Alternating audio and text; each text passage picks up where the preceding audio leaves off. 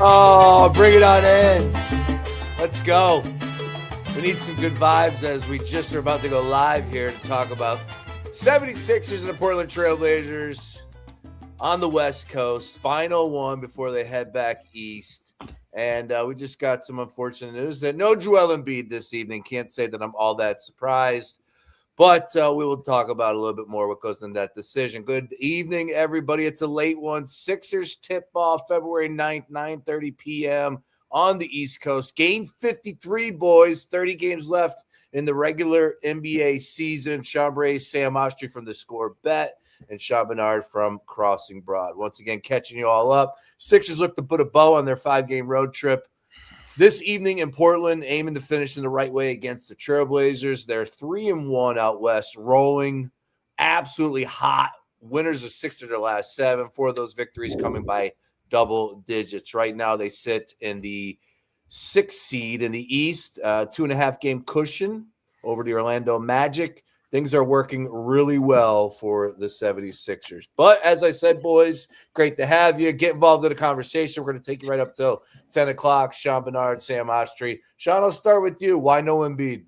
Yeah, unlike you, I am surprised, Sean Brace, that this is kind of how the Sixers have handled it. Of him listed as questionable, game time decision, he ends up going. We typically have a little bit more time before, just a half hour before tip-off, that he has been ruled out on that. They've been pretty good about that in the larger scale of the season. So I expected Joel Embiid to be here until just a couple minutes ago, seeing some immediate line movement. The Sixers flipping from 3.5-point favorites to 2.5-point underdogs on this. So not a surprise there. Embiid, clearly with the level that he has been playing it, is that impactful of a player. But they're going to have to find a way elsewhere. And the only answer to that in my mind is this is going to have to be a pretty heroic Tyrese Maxey performance. This is going to have to be one of those nights where he puts on the cape. He's proven he's capable of it this year, but not exactly the game script that I expect to be laying out in front of you fellas.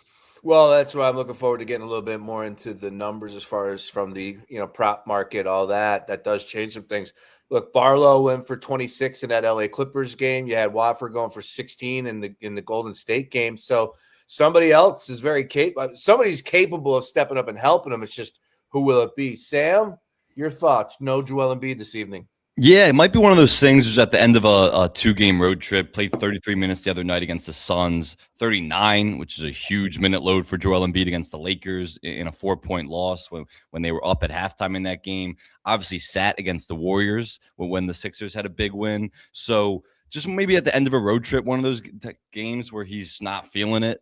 But it's interesting because the Sixers also have a back-to-back coming up this week, Wednesday and Thursday, Knicks, Hawks. And we know he's not playing one of those games because he never plays back-to-back. So he's now missing 2 out of 3 games, which we haven't seen from him in a long time. He's been pretty consistent over the last month and a half or so of at least playing. If he sits, he's always going to play the next 2 as long as it's not a back-to-back. So maybe it's something more that we just don't know right now, but we have to hope for the best. Yeah, look, that's where I'm pretty much – I don't believe, I hope, knock on wood, that there's nothing there other than the fact that it's a game out west. You give him this breather. You bring him back for the Knicks on Wednesday. You sit him for the Hawks on Thursday, and you ride off into a long All-Star break. Sean, do you agree?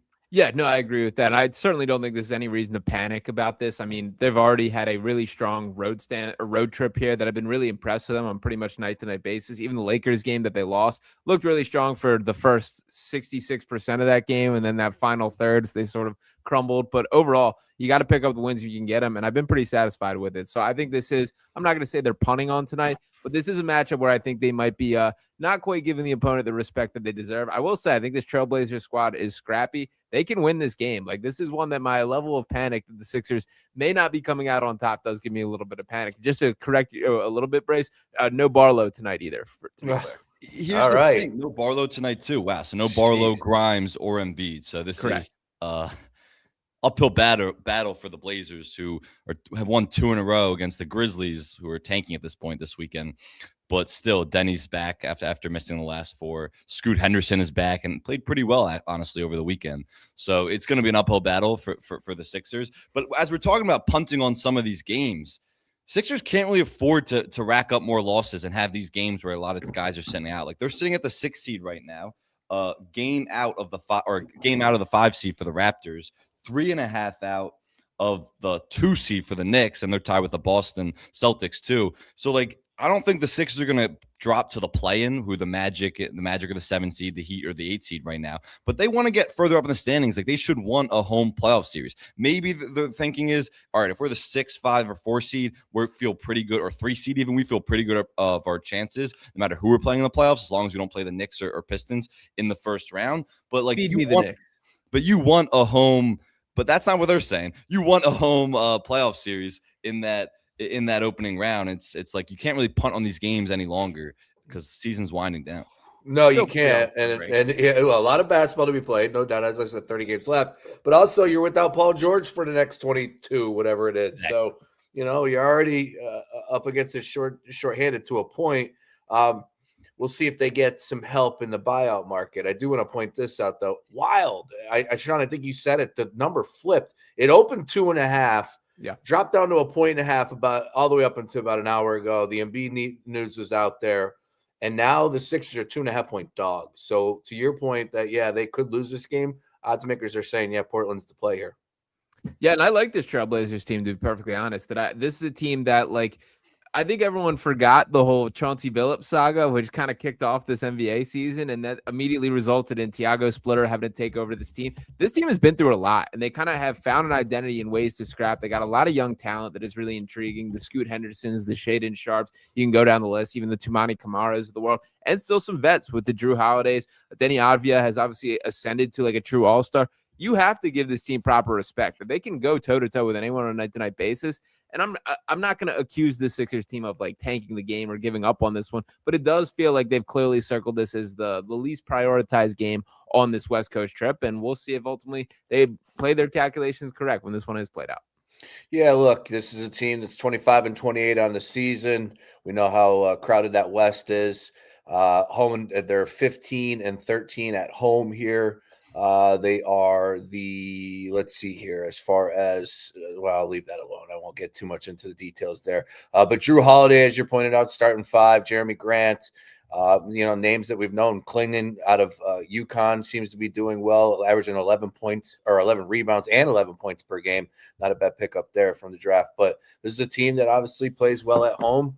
And if the Sixers don't bring their A game, could be very well heading back to the East Coast with a 3-2 record. You know what they need, though? Somebody just should walk out there and punch somebody in the face. Just a good old brawl. That's what Isaiah Stewart's for. What did we just witness down in Charlotte? That was a fight. That was a good fight. Real fight. We haven't seen a fight like that in the NBA in decades, maybe. I was thinking the last time is in 2006 when it was the Nuggets, Knicks, and Melo was playing for the Nuggets at the time. And he cheap-shot him. He threw a haymaker, shot, and he got 15 games. I mean, this was like a next-level brawl by Mo Diabate and Jalen Duran. Like, Jalen Duran pushed his hand into his face, so he got pissed, and he escaped everyone. There was 10 guys trying to hold him back, and he escaped everyone. And then Miles Bridges, it's good to know that he hits everybody. He doesn't whatever. He hits everybody. Yeah, no, you're right. Miles Bridges, equal opportunist. Seriously, that's the way to put it. He gets in the mix there. And then Isaiah Stewart, after he sees Miles Bridges throw a cheap shot, he runs from the bench. So Isaiah Stewart's going to get at least 10-plus games. Miles Bridges is going to get at least 10 games. And then Jalen Duran and Mo Diabate are probably at least going to get 5 each. So this was a real fight. We haven't seen that in the NBA in a long time. Beef stew from the parking lot. Dude, what in the hell is going on there, Sean? Yeah, it's funny because like when this happened, my brain was like, where is Isaiah Stewart at? Like, this is his time to shine right here. And then lo and behold, sprinting off the bench, a full Royal Rumble entrance of him flying into there to get in the mix. And I do think for Jalen Duran, like there was a moment where it clicked in his head of like, I'm too good to be doing this. I need to back off right here. The damage was done. Like the toothpaste was out of the tube to an extent. That was a real NBA fight. But yeah, Isaiah Stewart, he's definitely going to catch a fat suspension by that. He's also kind of a fraud if he doesn't do that because that's basically his brand at this stage of the game. So I respect it on all counts. He was staying out of it, and then Miles Bridges throws the cheap shot, and he has to run in and defend his guy. Like, you got to respect that at some level. Thing is, he's a repeat offender, so the NBA is going to come down hard on him because obviously this is not his first instance of being suspended for fighting. But like he's the enforcer of that team, and everyone's been comparing this team to the bad boy Pistons. We know that bad boy Pistons team was obviously vicious and got into their fair share of brawls. So Isaiah Stewart's the enforcer of this team. So at some points, like, this is what he's there for. Yeah. All right. Well, yeah, I was joking with the brawl, but it's ridiculous. You see these fights happen, and the only thing that goes through my mind is like, man, those things happen all the time in hockey. It's like I don't want to see it. It's not good for the league. Nobody needs it. But man, like, let's not suspend these guys for 20 plus games either. I would imagine I'm not going to hold my breath on that. But regardless, I think speaking of, 10's high, to be honest. I don't know if these guys get 10. Stewart's the only one that I think gets that number. yeah. Bridges was throwing haymakers. Yeah, it was He doesn't ugly. get suspended for sure. It was ugly.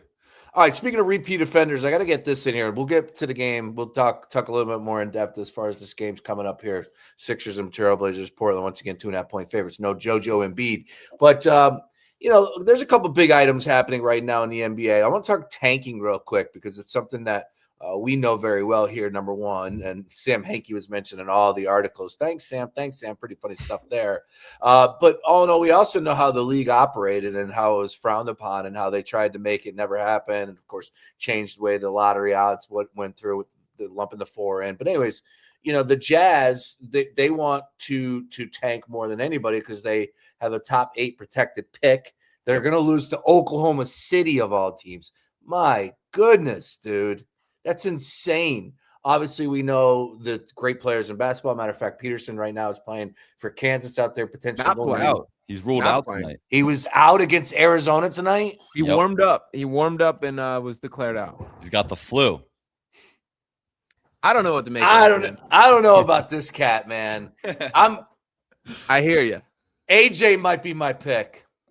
Peterson's so much better though. Like that's the thing. Like Peterson, so much better. He's on court, unbelievable. Like as polished of a guard prospect as I've probably ever seen. But there is such weirdness about this, like him pulling himself at halftime, like his agent being in the mix. Like my spidey senses are certainly tingling. Like this is some warning signs here, but I can't figure out. Like I need like a tell-all of what exactly is going on here. Will we get it? Probably not. I mean, scouts are wondering it. Scouts. If you're taking this guy to be a future of your franchise, this is the first question you're asking. For sure. The talent was without question. The only thing you're wondering is all this off-court stuff and why he sat so many games for maybe some legitimate reasons, but maybe some illegitimate reasons. That's the only thing scouts are wondering. So without that, it's not even a question he's the top pick in the draft. I can't believe he's not playing. I turned it on. I just sat down. I'm like, you got to be kidding me, man. That's unbelievable. Could you imagine going to this game? I was hyping this game up for the last 2 days, and then now all of a sudden he's not playing. It's still a pretty good game, 31-29. Kansas really hard to beat, obviously, in Kansas, but it would be a hell of a lot better game, better watch with him out there, how good he is. He's so smooth. And ruled out like right before the game, too. Like this was like he literally warmed up. He was out there on the court, and they said, no, he's got flu-like symptoms. He can't go today. Sam, just as far as the Jazz, the tanking, all these teams tanking, it's not a good look. You're talking about they got Jackson out there in his debut game, big trade. He comes in, they're winning through 3 quarters. I think up double digits. They sit everybody in the 4th quarter. He doesn't play a minute and they lose. A perfectly planned, of attack by the Utah Jazz, and they're not the only ones doing it. We know that the Wizards are doing it. We know the Nets are doing it. I'm sure there's a couple other handful of teams that we can mention. This is not a good look, and Silver needs to do something, correct?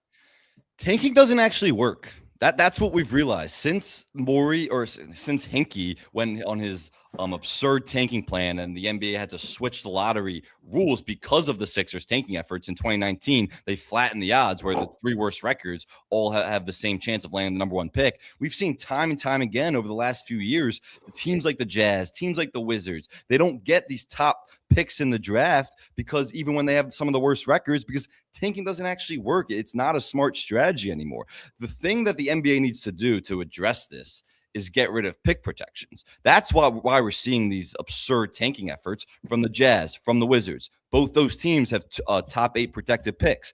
Now the Pacers are in the mix where they have a top 4 protected picks. Those teams have to lose and lose as much as possible. It's the only strategy moving forward. But for other teams, tanking doesn't really work to that extent, and that's kind of been proven. It's not a smart strategy to be tanking for 3 or 4 years. You have to do what the Jazz and Wizards are doing, which is build around, draft a young core, then get kind of proven veterans and start competing, and they have one more effort or one more shot at the lottery coming up in this draft. But tanking doesn't really work. It's not a smart strategy. We're just seeing it happen so much because of these pick protections that exist right now.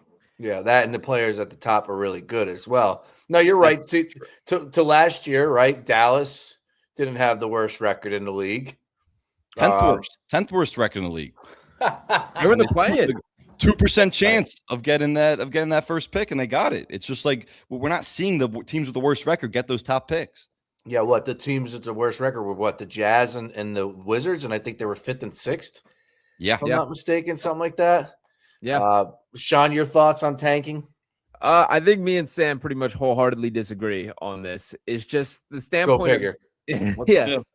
And I don't even want to necessarily dig into the point of like, is it effective? I'm more so the mindset you're never going to get teams to stop tanking, no matter what you do. That when you have guys like Victor Wembanyama, like Cooper Flagg, like Darren Peterson, when you look at these type of guys that change your franchise for the next decade plus, you're going to do whatever it takes to get those guys. So I hear you about pick protections. I hear you about being frustrated when Lauri Markkanen and Jaren Jackson Jr. are pulled for a fourth quarter to directly tank of a game. I hear you about the integrity of the sport. But the reality is, for the same answers about trading guys, and this is a business, that's why teams are going to do this. That teams are always going to bank on that small percentage chance of I can get this franchise-changing guy. Look at the Sixers last year, man. They clearly tanked the second half of the season. Was it worth it to get VJ Edgecombe? To me, that's a resounding absolutely. There's no doubt about that. So when that's what's at stake, teams are always going to do that no matter how you try and solve this from an NBA perspective. But the Sixers are the great example of it because they had to tank. They had no choice because they had a top 6 protected pick. If you take away these pick protections, at least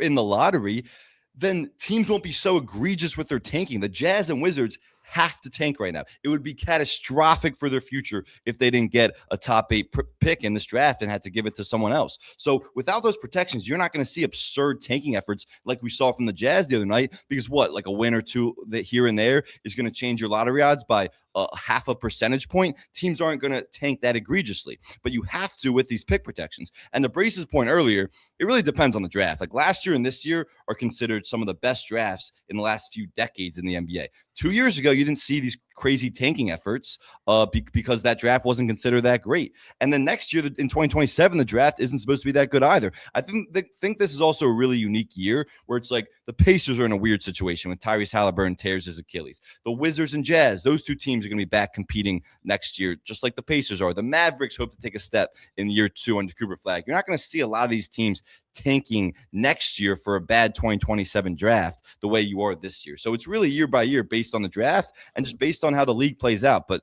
it is going to get uglier and uglier over the next 2 months because there's 10 teams, actually a third of the league, who are trying to actively lose. Yeah, look, back in my day, tanking was I take that back. Sixers tanked all season. But you're already doing the back in your day thing? Including opening night against the Utah Jazz, a game that I was at the first year of the tank. I remember going to that game and they ended up losing by like 30. And I go, all right, I understand the tank, but I ain't going. I'm not supporting, not spending any more money. Hey, look, and I think that's what's going to happen to this league. Here we are before the All-Star break, and you got teams that are just deliberate with it. Like I said, you get a brand new piece. I love the deal that Utah was able to get him. Jackson balled out the game before he left from Memphis to Utah. You finally get him in a Jazz uniform. He balls out through 3 quarters. You're up by double digits. You pull him, you lose. Like, dude, now it's basketball season. Nobody's paying attention to anything else but basketball. So now that story is going to get highlighted a lot more. So Silver, that temperature is going to get turned up a lot on him. We'll see what he does. I don't think it's a good look for the NBA, but I totally get it and understand it. But we'll see. We'll see what happens. All right. Anything else on the tank before we move on?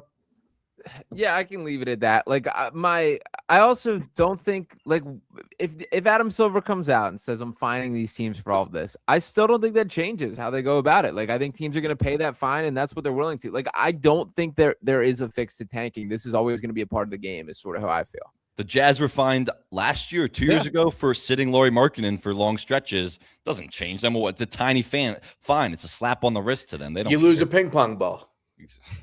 That's now, if you lose, that's something. If you start losing the chances of you getting that pick, that's something. Maybe that's something. It's going to end up in the Supreme Court.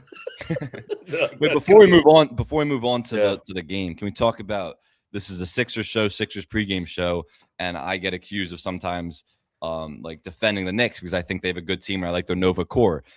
But Sean Barnard is the guy wearing a sweatshirt. I know what the sweatshirt is as a whole, but the only logo you could see on it was Knicks. You keep popping up, and the only logo you can see is a Knicks logo. So we'll get that off there. Bad visual. This 3-man weave doing me a little dirty on the That's camera. Funny. That's funny. The Knicks are playing well. We'll see what happens the second half of the season. Of course, the Knicks and Sixers are next up on Wednesday at Xfinity Mobile, I believe. That's a home game for the Sixers, correct? All right. Correct. Real quick before we do dive into the game, Lonzo Ball, Sean Barnard, thumbs up, thumbs down to the Sixers buyout market. Thumbs down for me. That I love Lonzo Ball. I was a huge Lonzo Ball guy in UCLA. I love the Chino Hills film. Love the idea of who he is as a basketball player. But this dude has played 105 games across the past 5 seasons. So there is zero doubt in my mind that I, Sean Barnard, have played more basketball than Lonzo Ball over the past 5 years. That's not exactly a guy that I want to invest in there. There's no doubt that the Sixers need help with the guard rotation, as evidenced tonight, as we're going to be counting on Kyle Lowry for minutes because our GM elected that the guy they drafted 16th overall is absolutely dispensable at the trade deadline here. So, yes, they need help with the guard rotation. It's still idiotic that they traded Jared McCain, but Lonzo Ball is not the fix for that. Sam? I'm not sure the last time Sean and I have agreed. It's been a long time. He hasn't played a lot in 5 years isn't really fair. He stopped playing after 21-22 season and then missed and then started playing again in the 24-25 season. So he missed around 3.5, 4 years because he had serious leg injuries. And that obviously hampered his career. But the whole point is that he's played since he came back from those leg injuries that kept him out for 4 years. He's played pretty consistently. 35 games a year. He's played 35 games a year. No. He came back in the middle or towards the end of last season, and he hasn't got hurt seriously since then. And then he's been playing this year. Now, Lonzo Ball isn't going to be some good player or the savior for the Sixers. But when I was on all these shows last week, including yours, Brace, on Saturday, you were asking about the buyout market, and I was saying Lonzo Ball. We're talking about a fourth guard here. We're talking about depth at the guard position.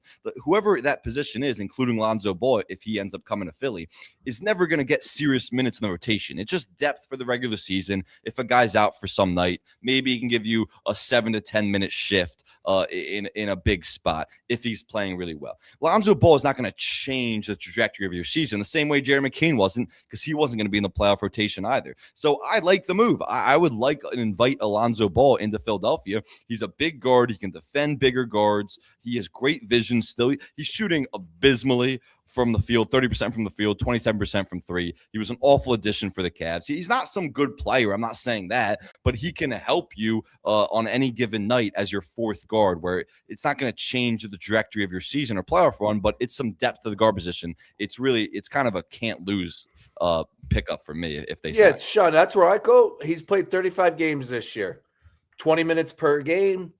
I'm not a savior. I don't think anybody's kidding themselves. No one's thinking that. What we're looking at is depth right now. We understand what just took place with McCain. I don't want Kyle Lowry in there. I just don't. Now he's going to go off tonight and score 16 points. Yeah, he's going to play. All right. Well, somebody's got to play. He has to. Yes, exactly. Somebody's got to played a meaningful minute all season, meaningful minute. Yeah, he played against the Spurs for a stretch. He's played more than you'd think when you look at the box score. I'll say I think he's probably gotten in 12 games or something like that. But it's more than I looked at it not too long ago. It's that's more minutes than I kind of remembered him having. Well, look, we got Drummond in there. We got Wofford in there, the starting five, Tyrese Maxey, Edgecombe, and Oubre. So that's the starting five right there. He hasn't played a game in a month since January 12th, and that was the game against the Raptors when he got in the last 2 minutes just to get that big ovation. The last time he played double-digit minutes was against the Nets, which was on December 23rd, and that was also in a blowout that he got minutes. So the guy has not played any real basketball. All right, well, let's take it through. Let's get into the game here. We'll close up shop, final 5 minutes, talk a little bit about the Sixers and the Trailblazers. Look, I like we talked about earlier, every game is somewhat important, man. Only 30 games left in the regular season. You want to improve where you're at as far as seeding is concerned. This is a winnable basketball game. We're fully healthy. Unfortunately, they're down a couple dudes. Let's see what they got. Is there an opportunity for somebody to shine that maybe we're not paying attention to? Sean Barnard, your thoughts? Yeah, Trendon Watford at the top of the list in my mind here, that he's a really good playmaker at his size. I think theoretically what the Sixers are leaning into with this decision to move on from McCain and kind of force their hands with no Grimes tonight is they want to go bigger, with Watford being the guy that is a primary decision maker within their offense. He does have really nice feel. He does have a really nice job of driving with the intention to play make and kick to shooters. So I think tonight's going to be a night where he gets an extended opportunity. We've seen him have a triple-double already this year. He does seem to have found his footing again after a little bit of an extended absence due to a groin issue there. So I think Watford is probably going to clock 30-plus minutes, and I can see putting up some pretty healthy statistics tonight. 13.5. Sam, Tyrese Maxey at 31.5. He's got to lead the charge. Is he going north of that? I think he is. He's going to have a great shooting night and a scoring night as a whole. And he struggled probably over the last 10 games, you can say, as a shooter. A couple good games over the last week, but his shooting numbers just haven't been great. He's in quite a bit of a slump. He needs the all-star break more than anybody, but he's still remaining aggressive, getting downhill and getting to the rack as a scorer, even when his shooting isn't there. So I think Maxey has a huge bounce-back game. They're going to need him to carry the scoring load without Embiid, without Grimes, without Paul George. But I'm with Sean Barnard, too, where I think Trent Watford is a huge piece, not just in a game like this where they're missing a lot of guys, but moving forward, he's going to be handling the ball more than you would expect. And you've already seen that over the last few games where he's getting a lot of ball handling reps, especially in the second unit. And you're going to see that moving forward, especially without Jared McCain in the mix and not until they get a fourth guard, and maybe they never get a fourth guard. So you're going to see Trent Watford handle the ball. He is a good playmaker. You wouldn't expect that for someone his size, but he is a really good playmaker. And I think you're going to continue to see him get a lot of ball handling reps. And I think that starts tonight, or I guess continues tonight. And he's going to have a pretty good game. All right, let's talk about matchups. Obviously, when you want to find an advantage, you have to look to deep into as far as a matchup is concerned. Who has a potential matchup that you want to highlight that could, tally up some numbers, whether it's rebounds, whether it's somebody, as we were just talking about, with assists, points? Is there a potential matchup that you want to highlight here? Maybe we could take advantage as far as a prop is concerned.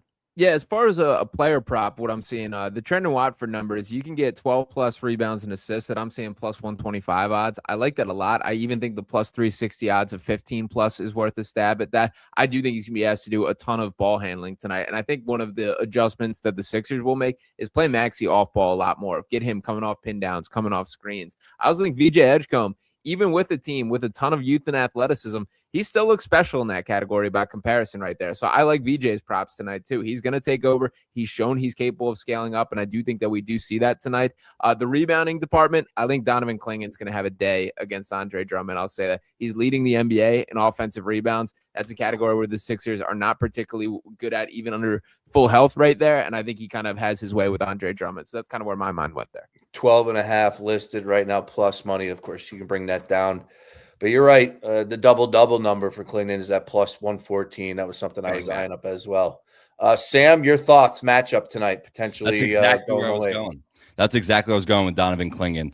Sixers have the third worst defensive rebounding rate in the NBA, and the Portland Trailblazers have the second best offensive rebounding rate in the NBA. So the top of the Blazers scouting report is just crash the offensive glass, create extra possessions through the O boards. And that starts with Donovan Clingan, who's one of the best offensive rebounders in the NBA. That's even with Embiid's on the floor that they struggle defensive rebounding. And Andre Drummond's obviously historically a good rebounder, but he's not the same player he was a decade ago. I just think the Blazers are going to have a field day on the offensive glass, and that starts with Donovan Clingan. I like that double-double a lot. I think Clingan's going to have a huge day. But the other thing from the Sixers perspective, just kind of a team matchup thing, they need to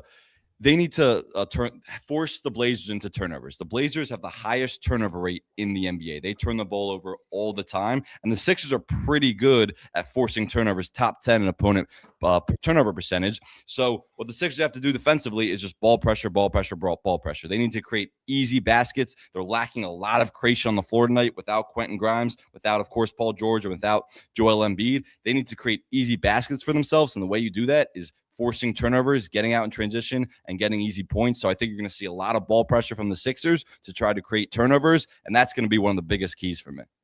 All right. Get you out of here on this one, Sean. Pick a matchup for me. Either VJ versus Jeremy Grant. Jeremy Grant's a 1.5 favorite there as far as points tonight, or Watford versus Jeremy Grant, and Jeremy Grant's minus 4.5 points against Watford. Which one do you prefer if we're backing a Sixer player? This is point prop you're talking? Correct. VJ, absolutely then. I think VJ is going to play way more in a score first mind, and Grant is not that hungry with the ball, so I really like that prop there. All right, minus 108, VJ minus 2.5. Sam, final thoughts? Yeah, you want something juicy? Tell me. On the score bet, Denny Avila to record a triple-double, plus 2,500. Yeah. I think he comes back and he balls out against this Sixers team who doesn't have the greatest perimeter resistance. He's going to get downhill, and once he's downhill, he's a great scorer. He can get to the free throw line, can play make. I think Denny Avila will be flirting with a triple-double, so that plus 2,500 number on the score bet, it's worth taking. Yeah, check that score bet out there. Great app and local here in Philadelphia. And that's where you can find Sam's content at the score bet. And oh, by the way, make sure you subscribe to his Substack. Goes out daily, all things NBA. You can find him at SOSHTRY on social. Sean Barnard, your final thoughts? Yeah, I'll also leave with my last little nugget is the Trailblazers are last in the NBA in three-point percentage. So if you got to leave some guys open tonight, you can kind of live with it. The Sixers are pretty vulnerable to that. That's an area where I think they can get picked apart against the wrong team. Tonight is not going to be one of those nights. So you can live and die with the three. I think the Sixers will be content with that game plan tonight. Your thoughts on them winning tonight? I still think they can. I think we're going to know in the early minutes of this game whether this is a punt game or whether this team still got a little bit of spunk. But in the overall arc of the season, they've had their duds. There's no doubt about it. But in the overall arc, I think they have brought it on pretty much night-to-night basis. So if they show up, if they have some energy, they can still beat this Trailblazers team. I'm still rolling with the Sixers tonight. Take advantage of the plus money. Maxey goes for 45, Sam Oshtry. I could see it. It might not be enough, though. I have a bad feeling this is classic, one of these end of road trip games where you kind of just are waiting to get home, itching to get home. You know you're playing in New York, a huge game Wednesday night at home. It might just be a punt game, and they might go down early, and it might get ugly, especially with Denny back. I don't have a good feeling. I'll tell you that. All right. Well, we're going to be doing a lot more over these next few weeks. Of course, you got All-Star break on the horizon. Big game against the Knicks next week. We'll be back at it doing some post-game. Looking forward to doing a lot more in the second half for all things Sixers. For Sean Barnard, Sam Oshtry, I'm Sean Brace. Everybody enjoy the game, and we'll talk to you. Peace. Boop, boop.